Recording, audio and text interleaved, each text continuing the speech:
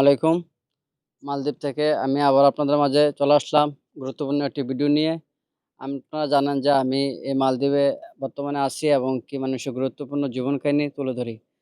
আমি এখন যে জায়গায় আছি এবং এই জায়গার এক বড় ভাই আমার সামনে দেখতেছেন যে ওনার কিছু জীবন কাহিনী তুলে ধরবো।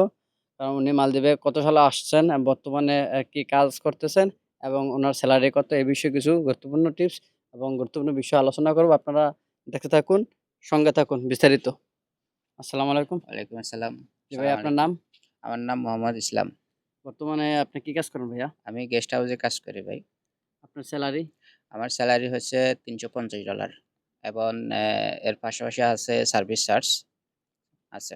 আপনি বর্তমানে কি গেস্ট হাউসের নামে আছেন? না, আমি বাইরের ফ্রি ভিসা? ফিরে ভিসা। হ্যাঁ।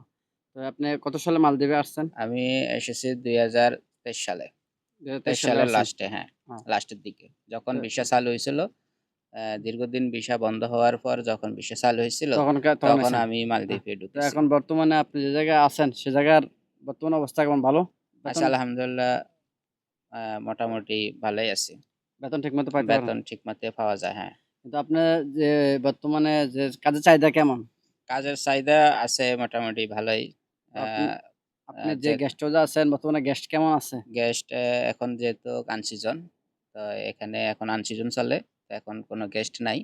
আবার সিজন চালু হইলে গেস্ট ফুল থাকে ফুল থাকবে না? সবসময়, হ্যাঁ। তো এখন বর্তমানে যে গতবার থেকে দেখা গেছে আপনার গত মাসে কত পাইছেন স্যালারি আর এখন কত পাইতেছেন, বা আ মাসে মাস আপনারা কিভাবে? শেষে আমরা অনুসারে আপনার সেলারি সহকারে, সার্ভিস চার্জ সহকারে আমরা পাই ৳৫০,০০০ থেকে আমরা পাঠাইতে পারি, হ্যাঁ, বাংলাদেশে আমরা পাই এগুলা। আর যখন হ্যাঁ, আনসিজন আসে তখন সার্ভিস চার্জ পাওয়া যায় না, যেহেতু গেস্ট নাই। তখন আমরা ৩৫ থেকে ৳৪০,০০০ এভাবে পাঠানো যায়। হ্যাঁ, আমি অফ করলাম।